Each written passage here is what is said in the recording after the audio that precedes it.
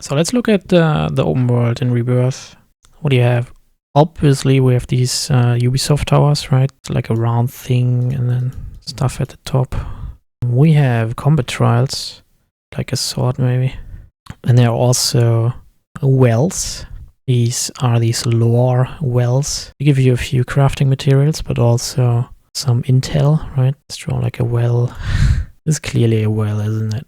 Yep. Maybe with like a thing on top. Yep. This is a well. This is not a cocktail table or whatever. Also, summon crystals, which power up your summon, but also unlock the option to make them weaker in the fight against them. So let's just do like a crystal.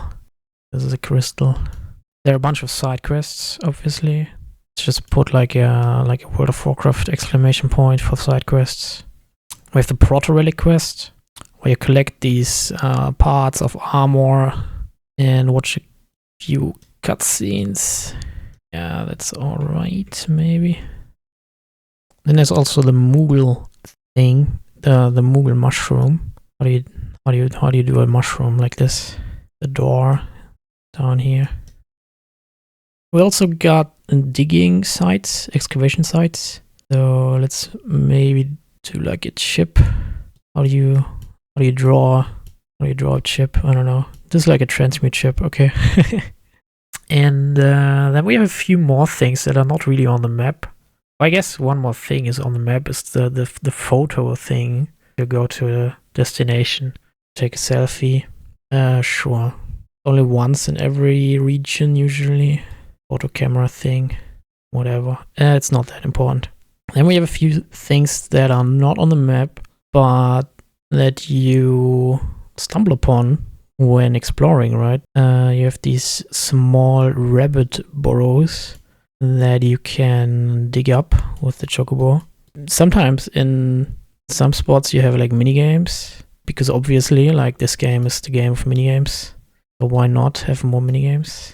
And sometimes even like in a small village or whatever, you find another Queenspot player. That's cool. But these are not really on the map, and you're not deliberately searching for them, I guess.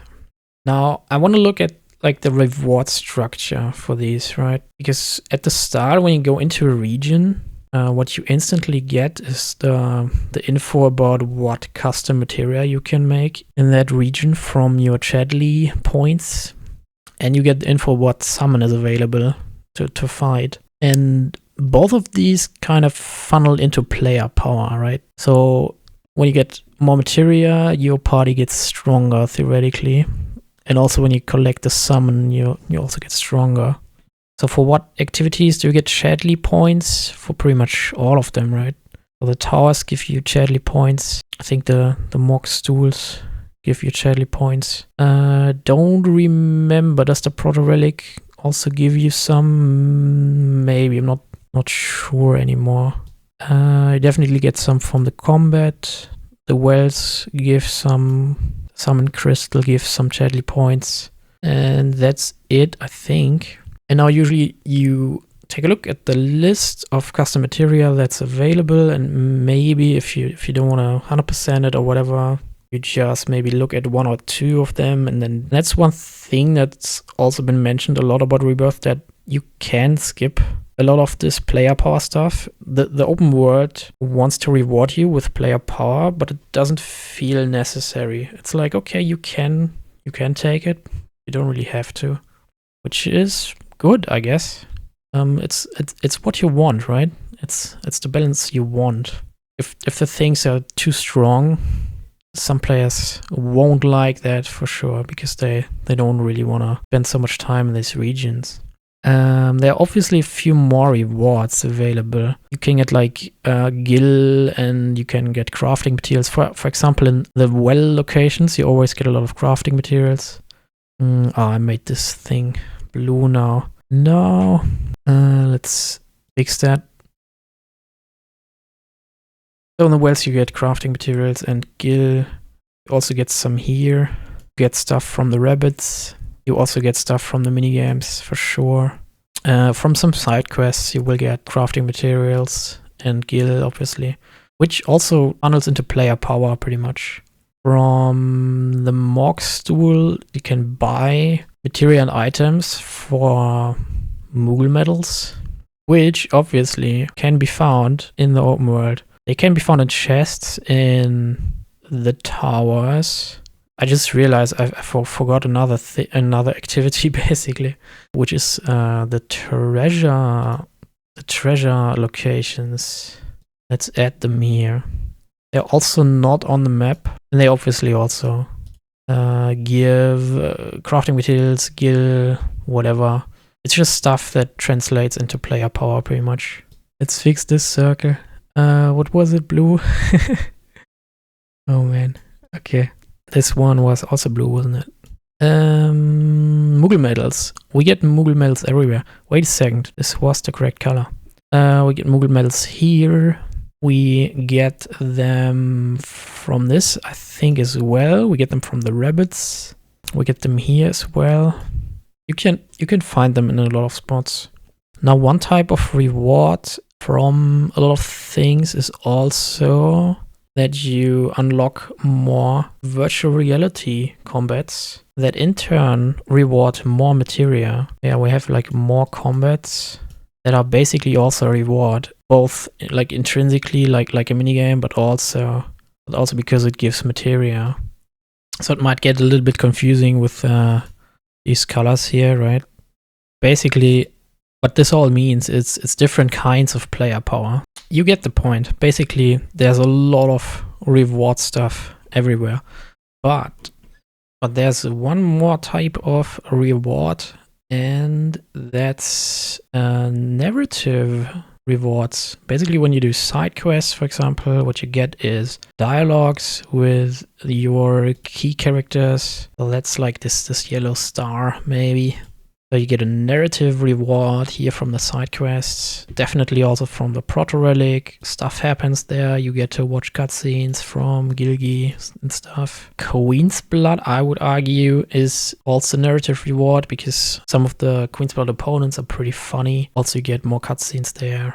You get a little bit of this reward from Wells, right? They give you a little bit of lore.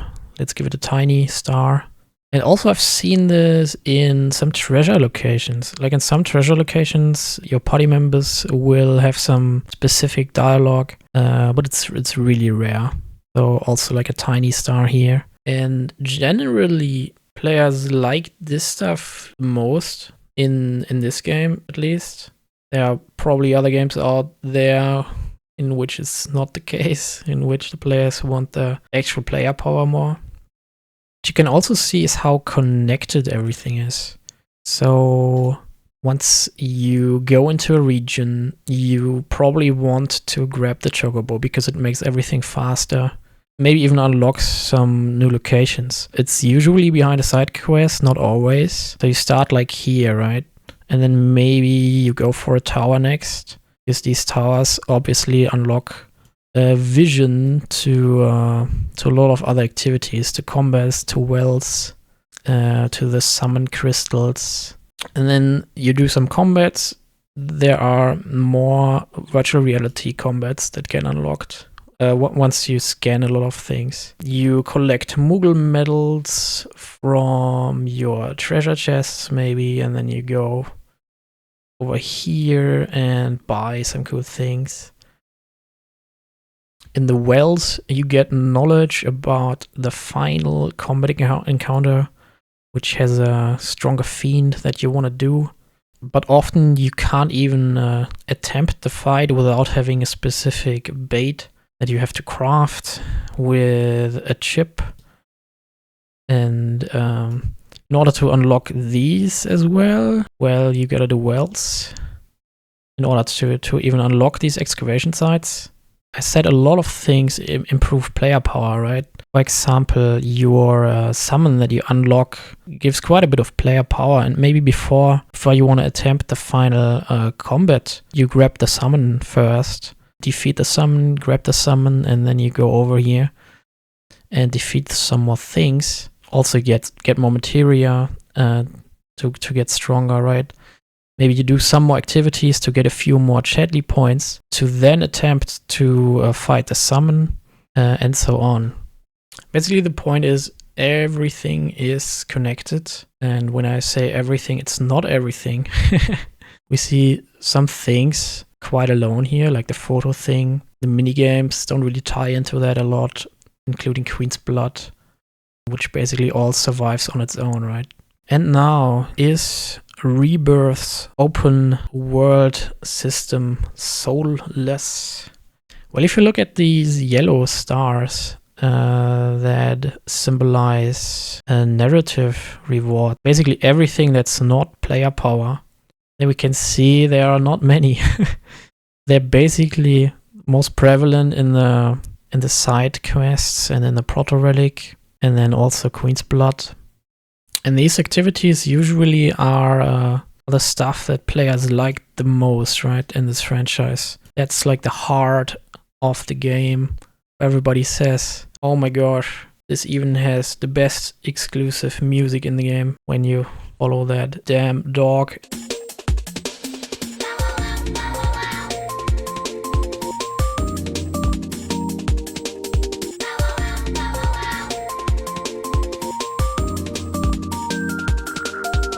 And it's just the best tunes you heard for a long time.